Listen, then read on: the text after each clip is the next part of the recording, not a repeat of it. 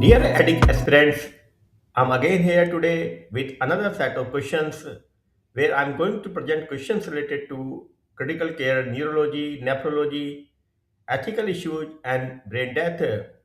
So let's start today's questions. Question 1. A 52-year-old man post-cardiac arrest is on mechanical ventilation. He is deeply comatose with absent brainstem reflexes. Pupils are fixed and dilated. Core temperature is 34 degrees Celsius. He received high-dose midazolam infusion until 2 hours ago. What is the most appropriate next step? Perform apnea test immediately. B. Declare brain death. C. Meet prerequisite before brain death testing. D. Perform EEG to confirm brain death. Start organ donation protocol. Correct answer is C. Meet prerequisite before brain death testing. Explanation. Based on the American Academy of Neurology guidelines for the determination of brain death, the prerequisites for testing include ensuring the patient has a normal core temperature, typically 36 degrees or more, is not under the influence of central nervous system depressants, like midazolam, and is hemodynamically stable. Hypothermia can mimic brainstem areflexia. Midazolam has a significant half-life, and drug-induced coma sedation must be ruled out.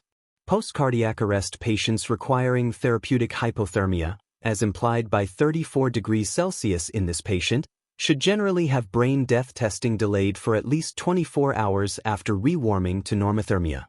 Question 2. During apnea testing for brain death, a patient develops hypotension and desaturation before reaching CO2 target. What is the correct interpretation? Test is positive for brain death. B. Test is negative. C. Test is indeterminate and must be repeated later. D.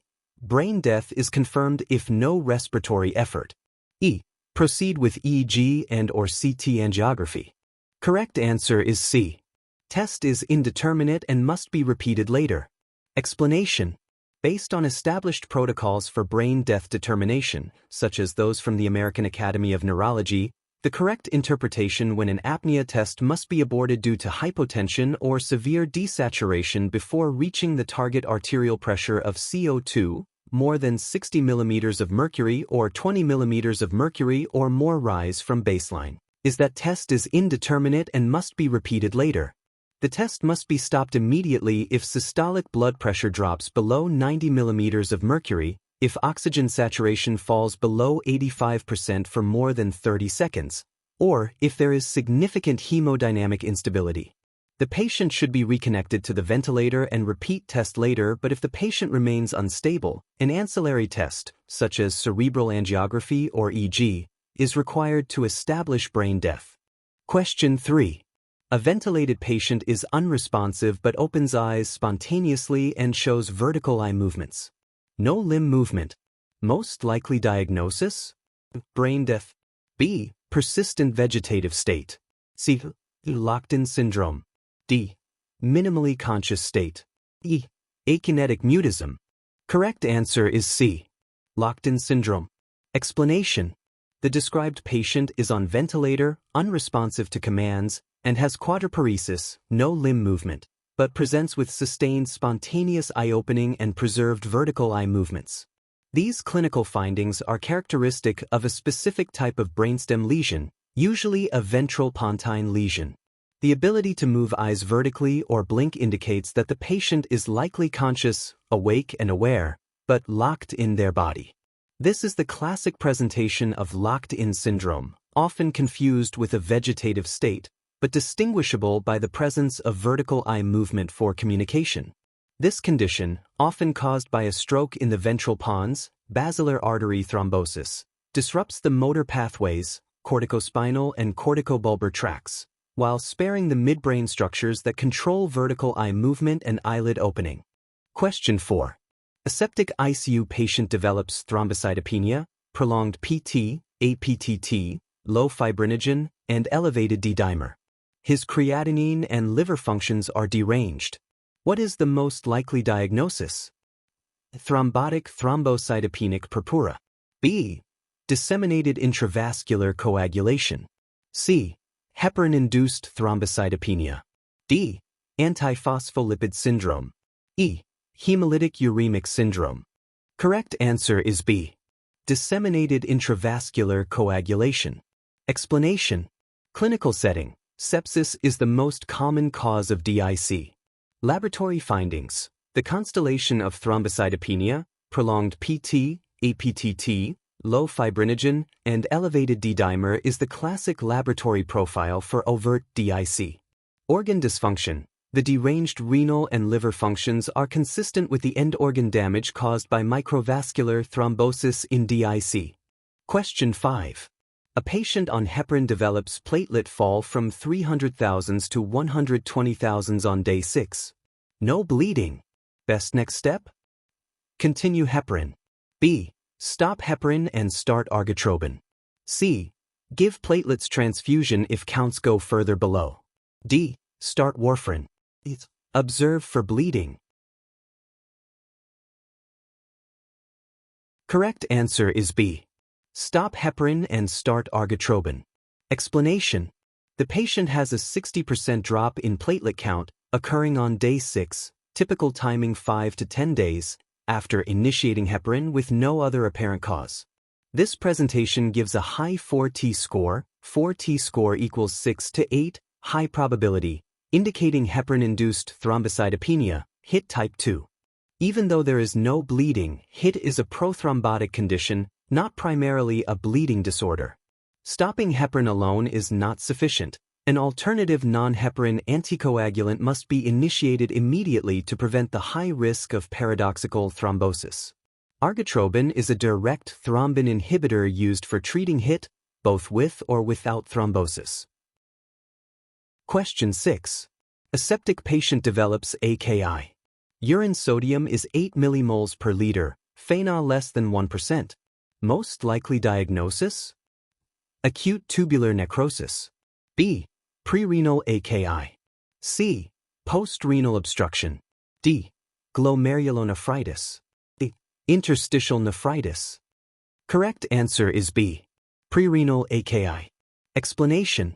A urine sodium less than 20 millimole per liter and fractional excretion of sodium less than 1% indicate that the kidney is avidly retaining sodium and water in response to decreased renal perfusion, which is typical of early prerenal failure, even in the setting of sepsis, before intrinsic damage like ATN occurs. Question 7. Which of the following is not an absolute indication for urgent renal replacement therapy? Refractory hyperkalemia. B. Severe metabolic acidosis. C. Uremic pericarditis. Serum creatinine greater than 10 mg per deciliter. Pulmonary edema refractory to diuretics. Correct answer is D. Serum creatinine greater than 10 mg per deciliter. Explanation. Indications for urgent renal replacement therapy are generally based on the presence of severe, life-threatening complications that are refractory to medical management, often remembered by the mnemonic AOU: acidosis, electrolytes, ingestion, overload, uremia. Refractory hyperkalemia is an absolute indication, usually serum potassium greater than 6.5 milliequivalent per liter. Severe metabolic acidosis is an absolute indication, usually pH less than 7.1 to 7.2, not responding to treatment. Uremic pericarditis, absolute indication, as it can lead to tamponade. Creatinine greater than 10 mg per deciliter, not an absolute indication. Initiation of dialysis is based on clinical symptoms and signs of uremia, not just a creatinine value. A patient with a creatinine of 10 but no symptoms of severe, acute, or progressive uremia, no uremic encephalopathy, pericarditis, or uncontrolled fluid overload, does not necessarily need immediate, emergency dialysis. Pulmonary edema refractory to diuretics is an absolute indication.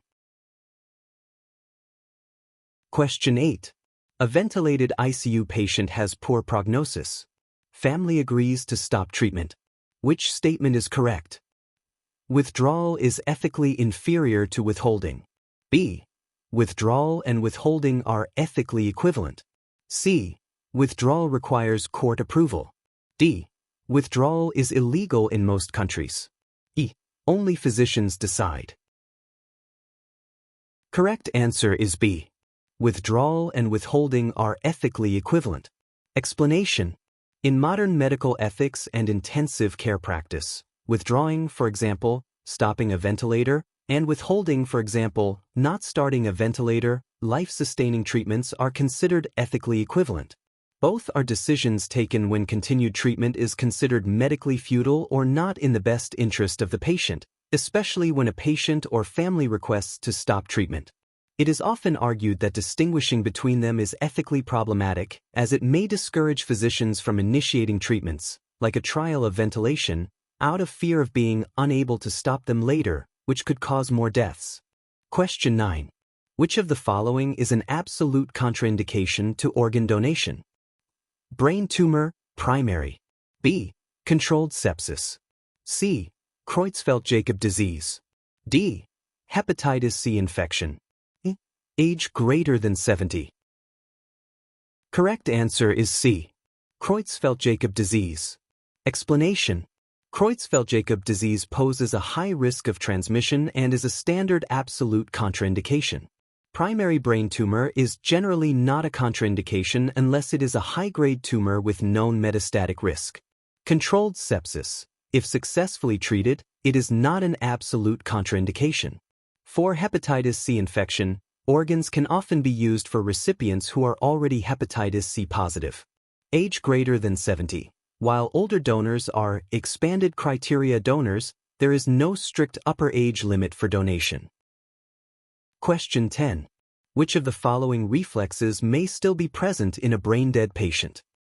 Pupillary reflex. B. Corneal reflex. C. Gag reflex. D. Triple flexion. Oculocephalic reflex. Correct answer is D. Triple flexion. Explanation. Brain death is defined as the irreversible loss of all functions of the entire brain, including the brainstem. Because the brainstem is no longer functional, all reflexes mediated by it, such as the pupillary, corneal, gag, and oculocephalic reflexes, must be absent for a diagnosis of brain death. However, the spinal cord may remain functional even when the brain is dead. Consequently, reflexes that are purely spinal in origin, such as triple flexion, a withdrawal reflex involving the hip, knee, and ankle, the Lazarus sign, and deep tendon reflexes, may still be present. Dear doctors, here I finished. If you have any doubt or if you want to discuss anything further, please write to me in comment section where I will respond. See you in my next video. Till then, bye and take care.